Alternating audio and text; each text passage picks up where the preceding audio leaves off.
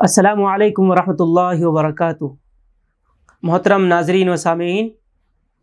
تذکیر بالقرآن کے 10ویں ایپیسوڈ میں آپ کا استقبال ہے۔ آج انشاءاللہ ہم سورۃ الطارق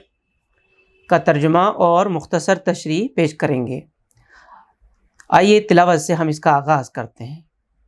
اعوذ باللہ من الشیطان الرجیم، بسم اللہ الرحمن الرحیم۔ والسماء والطارق وما ادراک ما الطارق النجم الثاقب ان كل نفس لما عليها حافظ فلينظر الانسان مما خلق من ماء دافق يخرج من بين الصلب والترائب إنه على رجعه لقادر يوم تبلى السرائر فما له من قوة ولا ناصر والسماء ذات الرجع والأرض ذات الصدع إنه لقول فصل وما هو بالهزل إنهم يكيدون كيدا وأكيد كيدا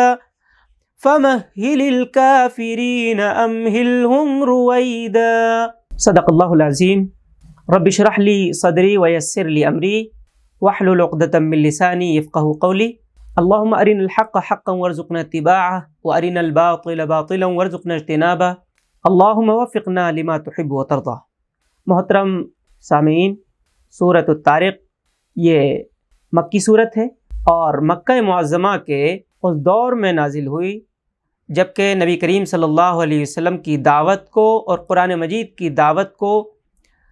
زک پہنچانے کے لیے کفار قریش طرح طرح کی چالیں چل رہے تھے۔ اس وقت یہ صورت نازل ہوئی۔ اس صورت کے اندر اللہ تعالیٰ نے قسمیں کھا کر انسان کو اس طرف گویا متوجہ کیا ہے کہ وہ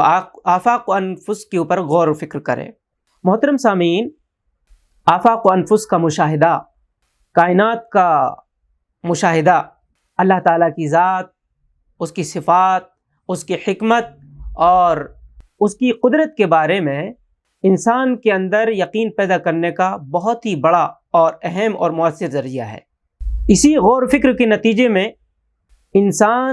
یہ تسلیم کرنے پر اور یہ ماننے پر مجبور ہو جاتا ہے کہ جو کچھ اللہ تعالیٰ نے بنایا ہے یہ سب بے مقصد نہیں ہے، بلکہ ہر چیز کا کوئی نہ کوئی مقصد ہے اور ان سب کا کوئی نہ کوئی انجام بھی ضرور ہے۔ تو انسان کے لیے متوجہ کیا جا رہا ہے کہ وہ اپنی ان کھلی ہوئی آنکھوں سے دیکھے اور جس چیز سے چاہے وہ مدد حاصل کر سکتا ہے، خوردبین، دوربین، نا جو بھی مصنوعی چیزیں ہو سکتی ہیں مشاہدے و تجربے کے لیے وہ ان کو استعمال کر سکتا ہے اور کرے، لیکن شرط یہ ہے کہ اس کا نقطۂ نظر بالکل صحیح ہو، درست ہو۔ یہ نہ ہو کہ پہلے سے ہی وہ یہ بات سوچ لے، اپنے ذہن اور دماغ میں بٹھا لے کہ جو چیز بھی اس کے مشاہدے اور تجربے میں آئے گی اور اس کو سمجھ میں نہیں آئے گی تو اس کو قبول نہیں کرے گا، یعنی اس کے مشاہدے اور تجربے سے جو چیز باہر ہوگی اس کو تسلیم نہیں کرے گا، تو اس کو بالکل نقطۂ نظر اپنا بالکل درست کرنا ہوگا۔ تو اللہ رب العزت نے ارشاد فرمایا، قسم ہے آسمان کی اور رات کو نمودار ہونے والے کی، اور تم کیا جانو کہ وہ رات کو نمودار ہونے والا کیا ہے؟ چمکتا ہوا تارا، کوئی جان ایسی نہیں ہے جس کے اوپر کوئی نگہبان نہ ہو۔ نگہبان سے مراد یہاں پر اللہ رب العزت کی ذات ہے، جو زمین اور آسمان کی جتنی بھی مخلوقات ہے، چھوٹی بڑی، سب کی اللہ تعالیٰ نگہبانی کر رہے ہیں۔ اللہ تعالیٰ کے وجود سے یہ ان سب کا وجود ہے، اللہ تعالیٰ نے ان سب کو وجود بخشا ہے تو ان سب کا وجود ہے، اور اللہ تعالیٰ نے ان کو باقی رکھ رکھا ہے تو یہ تمام چیزیں باقی ہیں۔ اللہ تعالیٰ سب کی نگہبانی کر رہے ہیں اور اللہ تعالیٰ نے ان سب چیزوں کو سنبھال رکھا ہے تو یہ سنبھلی ہوئی ہیں، اور اللہ تعالیٰ ہی ان کو ضروریات، جو بھی ضروری چیزیں ہیں ان کو پہنچا رہے ہیں، اور اللہ تعالیٰ نے گویا اس کی ذمہ داری لے رکھی ہے کہ ان تمام چیزوں کو آفات سے، مصیبات سے بچائیں گے۔ اس پر اللہ تعالیٰ نے یہ قسمیں کھائی ہیں، آسمان کی قسم کھائی اور رات کی تاریکی میں نمودار ہونے والے ستارے سیارے، ان کی قسم کھائی۔ یہ قسم اس معنی میں ہے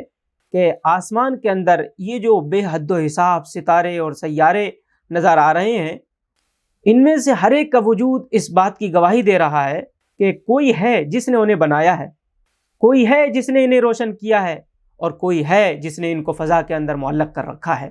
اور اس طرح ان کی نگہبانی کر رہا ہے کہ وہ جب گردش کرتے ہیں تو آپس میں ایک دوسرے سے ٹکراتے نہیں ہیں، ان میں سے کوئی گرتا نہیں ہے۔ اس طرح سے اللہ تعالیٰ ان کی نگہبانی کر رہا ہے۔ آگے اللہ رب العزت نے ارشاد فرمایا، پھر ذرا انسان یہی دیکھ لے کہ وہ کس چیز سے پیدا کیا گیا ہے۔ قرآن مجید کے اندر بار بار کئی مقامات پر انسان کی پیدائش کا ذکر ملتا ہے، اور انسان کو اپنی پیدائش کے اوپر غور کرنے کی طرف متوجہ کیا جاتا ہے۔ جیسا کہ ہم جانتے ہیں انسان کی جو پیدائش ہوئی ہے وہ ایک نہایت ہی رقیق مادے سے ہوئی ہے، جو کہ انسان کے جسم کے اندر بنتا ہے، مرد کے اندر بھی بنتا ہے، عورت کے اندر بھی بنتا ہے۔ تو انسان کو متوجہ کیا گیا ہے کہ وہ ذرا غور کرے کہ کس چیز سے پیدا کیا گیا ہے، یعنی عالم بالا کے اوپر غور و فکر کی دعوت دی گئی، اور پھر کہا گیا کہ وہ ذرا اپنی ہستی پر، اپنے وجود پر غور کرے کہ کس طرح پیدا کیا گیا ہے، کہ وہ کون ذات ہے کہ جس نے باپ کے اربوں جرثوموں میں سے کسی ایک جرثومے کو سلیکٹ کیا، اس کا انتخاب کیا۔ اسی طرح سے ماں سے جو بکثرت بیضیں ہیں ان میں سے کسی ایک کا انتخاب کیا، اور دونوں کو ملا کر اللہ تعالیٰ نے انسان کو وجود بخشا۔ اور پھر وہ کون ہے، انسان غور کرے کہ جو مادر رحم میں یعنی ماں کے پیٹ کے اندر اس کی پرورش کرتا ہے، اس کی نشو و نما کرتا ہے، اس کے جسم کی ساخت، اس کی بناوٹ اور اس کی ذہنی صلاحیتوں کو کس طرح سے پروان چڑھاتا ہے۔ اور پھر انسان اس سے آگے بڑھ کر غور کرے کہ کون ہے وہ جو بچپن اور بچپن کے بعد جوانی اور جوانی کے بعد بڑھاپا اور پھر موت تک اس انسان کی نگہبانی کرتا ہے، اس کو بیماریوں سے بچاتا ہے، اس کو آفات اور حوادثات سے بچاتا ہے، اور اس کے لیے زندگی کے جو وہی سامان ہو سکتے ہیں وہ تمام سامان مہیا کرتا ہے، اور ہر قدم پر اس کی رہنمائی کرتا ہے، اور وہ تمام موقع فراہم کرتا ہے جس کا انسان کو خود شعور نہیں ہے۔ یہ سب کچھ خدا کی تدبیر اور نگرانی میں ہو رہا ہے۔ اگر انسان غور کرے تو یہ بات جانے بغیر نہیں رہ سکتا۔ تو فرمایا اللہ رب العزت نے، پھر ذرا انسان یہی دیکھ لے کہ وہ کس چیز سے پیدا کیا گیا ہے۔ ایک اچھلنے والے پانی سے پیدا کیا گیا ہے جو پیٹھ اور سینے کی ہڈیوں کے درمیان سے نکلتا ہے، یعنی یہ ایک فیکٹری ہے جو اللہ تعالیٰ نے بنائی ہے۔ یہاں پر دو لفظ استعمال کیے گئے ہیں، صلب یہ ریڑھ کی ہڈی کو کہتے ہیں، اور ترائب کے معنی ہے سینے کی ہڈیاں یعنی پسلیاں۔ آگے فرمایا یقیناً خالق، یقیناً وہ خالق اسے دوبارہ پیدا کرنے پر قادر ہے، یعنی جس طرح انسان کو وجود میں اللہ تعالیٰ لاتا ہے اور مرتے دم تک اس کی نگہبانی کرتا ہے، تو یہی بات صرف کھلا ثبوت ہے اس کا کہ اللہ تعالیٰ اس کو موت دینے کے بعد پھر پلٹائے گا۔ اور جب اللہ تعالیٰ پہلی چیز پر یعنی پہلی مرتبہ بنانے پر قادر ہیں